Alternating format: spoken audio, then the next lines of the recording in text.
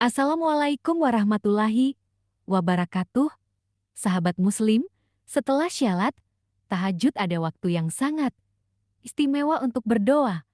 Lalu doa, seperti apa yang dianjurkan dan bagaimana agar doa kita lebih dekat kepada ijabah? Mari kita simak penjelasan Ustadz Adi Hidayat. Selamat menyimak. Pertanyaannya, kenapa Ustadz saya selalu berdoa tapi rasanya nggak terkabul?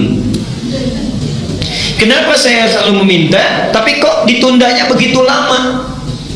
Mintanya sudah bertahun-tahun tertentu, memohonnya sudah lama tapi sampai sekarang belum terkabulkan juga. Barangkali, mohon maaf, kita akan termasuk dalam golongan yang mungkin bukan sekedar ditunda dengan panjang, tapi boleh jadi termasuk yang ditolak doanya. Karena prinsip doa itu seharusnya terkabul, tapi ada orang-orang tertentu yang tatkala meminta, Allah tidak akan mengabulkannya sepanjang hidupnya kalau dalam masih keadaan seperti itu. Siapa mereka?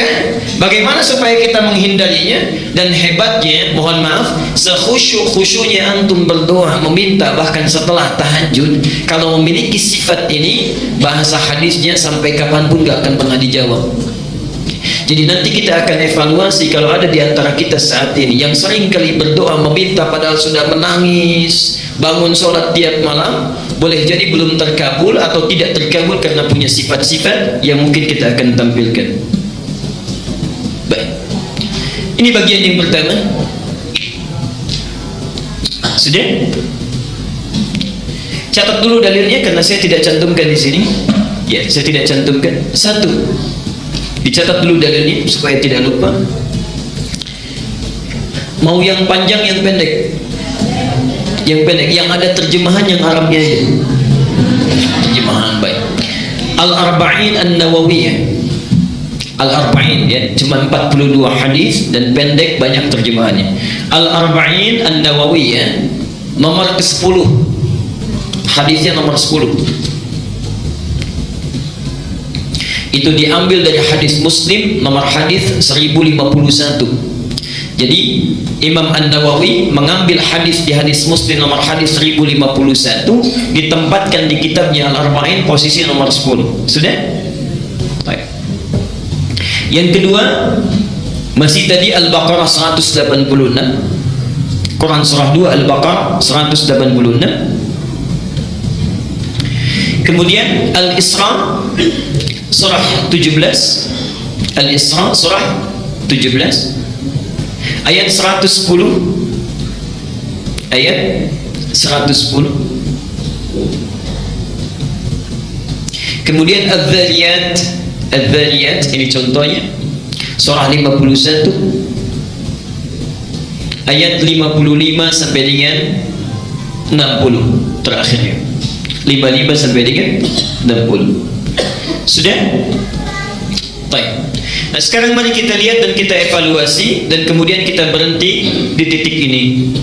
Bapak dan Ibu sekalian, di antara sunnah Nabi setelah kita tahajud, kemudian kita duduk khusyuk beristighfar, lalu memohonkan hajat kita kepada Allah Subhanahu wa taala yang ingin kita mohonkan. Penting diketahui, sebelum kita memohon kepada Allah, ada sunnah Nabi yang lain terkait dengan adab-adab berdoa. Bagaimana supaya berdoa itu mudah sampai kepada Allah, cepat diterimanya dan langsung dikabulkannya. Baik. Bagian yang pertama, ini sunnah Nabi-nya. Hendaklah setiap orang yang berdoa mempersiapkan perangkat dirinya dengan halal dan baik. Saya ulang, hendaknya setiap orang yang akan berdoa mempersiapkan perangkat dirinya. Perangkat diri itu berarti pakaiannya ya. Kemudian apa yang dia kenakan, apa yang dia makan ya, apa yang ada di sekitarnya. Jadi sebelum berdoa pastikan dulu itu halal, pastikan baik ya. Jadi jangan sampai misalnya antum berdoa sudah menangis terseduh-seduh, disebut nama Allah Asmaul Husna, dipanjatkan di pertengahan malam, tapi pakaiannya haram, makanannya haram, yang dikenakannya haram, sajadahnya haram. Bagaimana bisa dijawab itu? Apa dalilnya? Hadis riwayat Muslim nomor hadis 1051 di Al-Arba'in nomor ke-10. Hadisnya dari Abu Hurairah. An Abi Hurairah radhiyallahu anhu qala. Hadis ini disampaikan dari Abu Hurairah, semoga Allah memberikan ridha kepadanya. Qala Rasulullah sallallahu alaihi wasallam, Rasulullah sallallahu alaihi wasallam pernah bersabda, "Innallaha thayyibun la yaqbalu illa thayyiban." Sungguh Allah itu maha baik, sifatnya baik, keadaannya baik. Karena Allah itu sifatnya baik, maka tidak akan pernah menerima apapun kecuali dari yang baik-baik. Jadi ingat, doa itu sangat suci, akan berlabuh di tempat yang suci. Allah yang maha suci tidak akan menerima doa itu yang berasal dari yang tidak suci. Jadi sebelum antum berdoa, sucikan dulu diri kita, sucikan perangkat kita, apa yang kita kenakan, apa yang kita gunakan. Kemudian Nabi menyampaikan, wa innallaha amara al-mu'minina bima amara bihil mursalin, dan Allah memerintahkan kepada orang-orang yang beriman dalam hal berdoa seperti perintahnya kepada para rasul yang diutus. Kenapa doa disandingkan dengan iman? Ingin menunjukkan pesan bahwa satu, hanya orang yang punya keimanan yang kuat yang mau khusyuk berdoa kepada Allah. Artinya kalau antum dalam hidup tidak pernah berdoa, ada sesuatu yang salah dalam imannya. Dan yang terakhir, perhatikan, setelah membacakan dua ayat Quran, ada yang menarik. Thumma dzakara rajula, kemudian mengisahkan tentang kisah seorang laki-laki yutilus safar, dia menempuh perjalanan panjang. Di antara syarat diijabah doa dengan cepat orang yang dalam keadaan safar. Karena itu saya sangat mohon sebesar-besarnya, kalau ada orang yang sedang safar, awas, beda ya antara safar dengan dhahab, itu lain. Kalau dhahab itu perjalanan kurang lebih di bawah 82 km, itu dhahab. Jadi kalau Bapak Ibu menempuh perjalanan di bawah 82 km, 0 sampai 82, itu dhahab namanya. Dhahaba yadhhabu. Ana al-yawm adhhab ila Jami' al-Azhar. Saya hari ini akan pergi ke Masjid Al-Azhar. Dekat ya, nggak sampai 80 kilo. Itu dhahab. Tapi kalau lewat dari situ, apalagi panjang sekali, sudah zona waktunya berubah, itu disebut dengan safar. Safar, orangnya disebut dengan musafir. Nah, kalau orang sudah musafir, sudah safar, berlaku beberapa ketentuan hukum. Satu, boleh dia menjamak, bahkan boleh dia qasar. Lihat An-Nisa misalnya di ayat 101 disebutkan di sana, wa idza darabtum fil ardi falaysa 'alaikum junahun an taqsuru minas shalah. Kalau Anda bepergian di muka bumi dengan jarak yang cukup jauh, tidak ada dosa kalau ingin mengqasar salat. Yang kedua, ini yang paling hebat, dan ini yang harus betul-betul kita renungkan dan praktekkan. Dalam keadaan safar itu, Allah akan cepat mendengar dan mengabulkan doa yang dipanjatkan. Jadi kalau Bapak Ibu sedang safar, daripada banyak membicarakan hal yang tidak perlu, lihat sana sini dikomentari, kadang-kadang menggosipkan orang lain, tinggalkan yang tidak penting. Kenapa tidak diisi dengan zikir dan doa? Barangkali cara Allah saking sayangnya kepada kita, orang lain doanya belum dikabulkan, ibu bapak dibuat safar supaya saat safar itu Allah mengabulkan doa yang belum terkabul itu. Jadi kalau ada yang ingin sedang umrah, berangkat umrah, atau perjalanan dari sini ke Jawa, ke Sumatera dan sebagainya, saat di pesawat, di kereta, di bis, ayo perbanyak doa. Barangkali itulah cara Allah untuk mengabulkan doa kita. Ya, subhanallah. Itu bagiannya yang pertama. Nah, orang ini sudah memenuhi syarat yang pertama, doanya mesti terkabul, yutilus safar. Tidak cukup dengan itu, asy'atha aghdara. Dan subhanallah, saking capeknya, sampai pakaiannya sudah kumal, wajahnya sudah berantakan penuh dengan debu. Jadi orang ini datang jauh-jauh untuk berdoa mendekat kepada Allah. Satu perjalanan yang dikabulkan, safarnya, doanya cepat dikabulkan oleh Allah, adalah perjalanan yang diniatkan karena Allah subhanahu wa ta'ala. Tapi ada satu perjalanan hebat yang bukan safar, ya, walaupun dekat, tapi kalau kita berdoa saat itu dikabulkan doanya oleh Allah subhanahu wa ta'ala. Itulah perjalanan orang yang menuntut ilmu. Jadi saat Bapak Ibu berangkat dari rumahnya sampai ke majelis ilmu, sampai kembali lagi, itu subhanallah, malaikat sedang menanti kita mau minta apa itu sama Allah. Saat kita meminta, malaikat mengaminkannya. Hadisnya sahih di 3 hadis utama. Hadis Muslim nomor hadis 1389, At-Tirmidzi nomor hadis 2682, Ibnu Majah nomor hadis 219. Hadisnya dari Abu Darda. Ini ada orang yang jalan kaki dari Madinah datang ke Syam, ke Syria, Damaskus ya. Sekarang Syria, Palestina, Jordania, Syria disebut dengan Syam ya, dulu. Datang ke sana karena mendengar informasi ada sahabat Nabi Abu Darda, Umar nama aslinya ya. Darda itu laki-laki perempuan. Tuh, kita sudah keliru. Laki-laki perempuan. Laki-laki tuh sudah keliru kan? Saya ulang sekali lagi. Laki-laki perempuan. Perempuan. Tahu dari mana? Pastikan dulu, kita lihat dulu sumbernya ya. Ingat, Imam Muslim pernah membuat kitab di Sahih Muslim ya, babnya namanya Kitabul Masaqat. Bab Al-Isnadu Minad Din. Kalau belajar apa-apa ditelusuri dulu ilmunya dari mana, sumbernya dari mana. Darda itu bukan laki-laki tapi perempuan. Perempuan. Jadi sahabat Nabi ini asalnya orang yang sangat kaya, punya toko banyak, melimpah hartanya.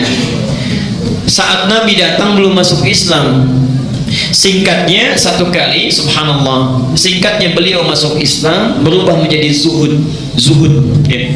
Segala hartanya disedekahkan, mendekat kepada Allah, subhanallah. Harta yang dia kumpulkan digunakan untuk kepentingan Allah dan Rasulnya. Dan yang paling hebat ada 2 hal.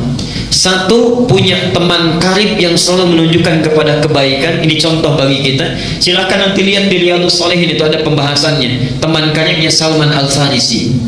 Ada bab, Imam An-Nawawi menempatkan hadis ini, menyampaikan bab 31 kalau tidak keliru. Salman berkunjung ke rumah Abu Darda. Saat itu Abu Darda sedang puasa. Ketika Salman disuguhi, kata Abu Darda, silahkan makan. Kata Salman, kenapa engkau tidak makan? Saya puasa, saya tidak akan pernah makan sebelum engkau juga makan bersama saya. Ada banyak kisah yang bisa kita gali itu.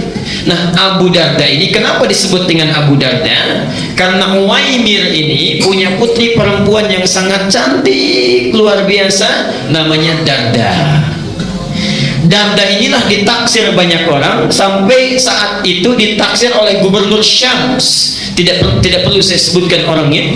Ditaksir ingin dinikahi, maharnya besar luar biasa, tapi subhanallah ditolak oleh Abu Darda ini dengan kalimat yang sangat indah sekali. Saya sudah merawatnya puluhan tahun untuk dekat dengan Allah. Sekarang dia sudah baik. Saya tidak ingin titipkan pada keadaan seseorang yang kalau dia menjadi pasangan anak saya, bisa lupa dia dengan ketaatan yang telah saya bina itu. Anda bisa bayangkan, kalau bapak ibu misalnya punya anak perempuan, dilamar oleh orang kaya, punya kedudukan besar, segala bisa dikabulkan, diterima atau sulit untuk ditolak? Hah? Baik. Diterima atau sulit untuk ditolak? Dia Abu Darda menitipkan harapannya kepada Allah, menitipkan harapannya kepada Allah. Dunia besok lusa berakhir. Lihat pikiran panjangnya. Jadi visi seorang mukmin itu mesti panjang. Antum ngitung-ngitung dunia, pernah nggak ngitung-ngitung akhirat? Saldo bank saya sekarang sekian, oh debitnya sekian, kreditnya sekian, saldo sekian. Pernah nggak ngitung saldo akhirat kita sekarang berapa? Ya Allah, debit saya sekarang, oh ini semalam nggak tahajud, berarti nggak dapat. Ya subuhnya kesiangan, berarti yang dapat pahala sekian, dosanya sekian persen. Saldonya berapa? Orang cerdas itu, makanya disebut oleh Quran tuh ulul albab. Ulul albab itu yang bukan cuma ngitung-ngitung dunia, tapi pikirannya langsung tersambung ke alam akhirat. Visinya jauh. Visinya jauh.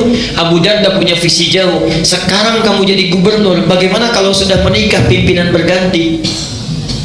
Jauh visinya. Dititipkan kepada orang soleh, menikah dengan orang itu, lahirlah keturunan-keturunan yang soleh. Dan subhanallah, Bapak Ibu sekalian, Abu Darda hafal banyak hadis.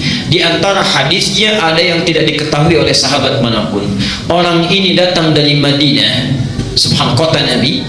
berjalan kaki, Pak Bu, bayangkan tadinya naik unta kemudian dijual untuk bekal, jalan kaki. Jarak Madinah ke Syria sekarang kurang lebih sehari semalam kalau pakai bis. Kalau jalan kaki kira-kira berapa lama?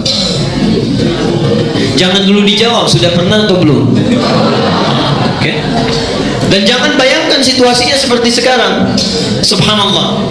Datang jalan kaki, sampai di sana bertemu Abu Darda, terlihat seperti orang kecapean, kelelahan dalam fisiknya, tapi wajahnya memancarkan senyuman. Orang ini, kata Abu Darda, ya akhil karim, a'indaka hajah? Saudaraku, Anda punya keperluan apa? Katanya. Kata orang ini langsung singkat, padat, lugas, tegas. Uridul hadis. Saya pengen hadis. Saya dengar ada hadis yang pernah disampaikan oleh Anda tidak dimiliki oleh sahabat yang lain. Uridul hadis. Saking bingungnya Abu Darda, jauh-jauh jalan kaki ke sini cuman pengen satu hadis. Kata Abu Darda ditanya, "Indaka hajah ukhra?" Apa Anda tidak punya kebutuhan yang lainnya? La, faqat uridul hadis. Tidak, saya cuma pengen hadis saja. Menjaga keikhlasannya, tidak melekatkan dengan motif yang lainnya. Uridul hadis. Subhanallah. Perhatikan, orang jalan kaki tidak ada fasilitas yang memadai untuk mendapatkan satu hadis saja ditempuh perjalanan. Untuk dapat satu hadis, antum yang fasilitasnya banyak, yang punya sepeda, yang punya motor, masjidnya bahkan ada yang di samping rumahnya, saat taklim fasilitasnya bagus, direkam juga, ustadznya datang sendiri, masih nggak mau tersentuh untuk taklim. Dengan cara apa lagi? Dengan cara apa lagi mesti difasilitasi? Dan itu bukan 1-2 hadis, kadang-kadang satu pertemuan bisa 3-5 hadis.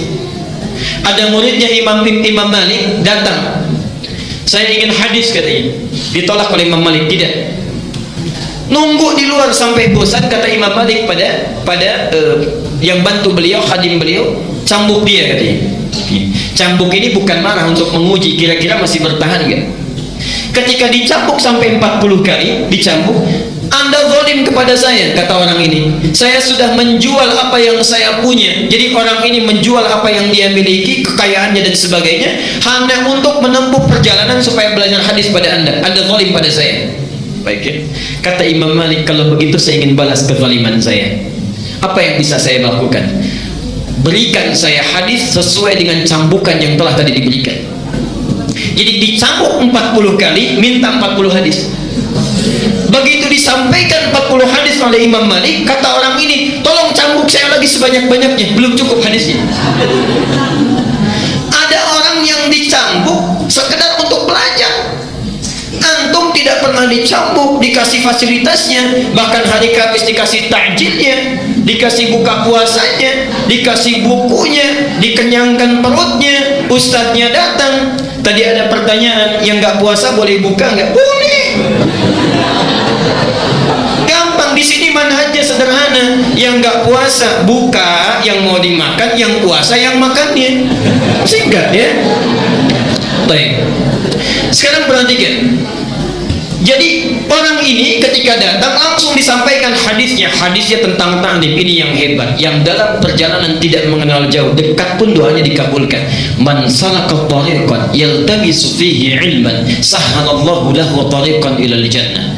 Jangan baca sampai di sini, lihat yang di Ibnu Majah. Wa innal malaikata la tadau ajnihataha ridan li talibil ilmi wa hatta al-hitana allati fil bihar. Orang yang menyiapkan dirinya menempuh satu perjalanan, salaka itu mau dekat mau jauh saya tempuh ya. Jadi orang yang serius menyiapkan dirinya menempuh satu jalan, yaltamisu fihi ilman. Kalimat iltamasa itu bukan sekedar belajar, menyiapkan perangkatnya supaya bisa diraba, dicatat, dilihat. Perhatikan, sahhalallahu lahu tariqan ilal jannah. Balasan pertama, Allah akan mudahkan langkahnya menuju surga karena ilmunya. Yang kedua, perhatikan, wa innal malaikata, setiap dia akan berangkat, malaikat itu membentangkan sayapnya ridwan li talibil ilmi, memberikan ridha kepada para penuntut ilmu. Ridhanya malaikat itu punya 2 makna. Satu, memohonkan ampunan, al-istighfar lahu, dan yang kedua, mengaminkan doa setiap yang dimohonkan oleh para penuntut ilmu. Jadi tolong pakai ini sunnahnya. Setiap berangkat dari rumah sampai sini, sampai pulang lagi, gunakan sunnahnya. Jangan cuma di jalan lihat pohon bagus, dikomentari bagus. Lihat rumah orang-orang yang bangun, kita yang komentar. Lihat orang jalan olahraga, kita bawakan, sampaikan pada teman. Duh, orang itu ya jam segini olahraga, harusnya taklim. Udah ria tuh. Banyak yang dibawa. Kenapa kita tidak gunakan dengan zikir istighfar pada Allah? Perbanyak doa mendekat kepadanya. Subhanallah, itu taklim. Nah, orang tadi datang jauh-jauh, itu sudah cukup baginya doanya dikabulkan. Apalagi tujuannya ingin berdoa.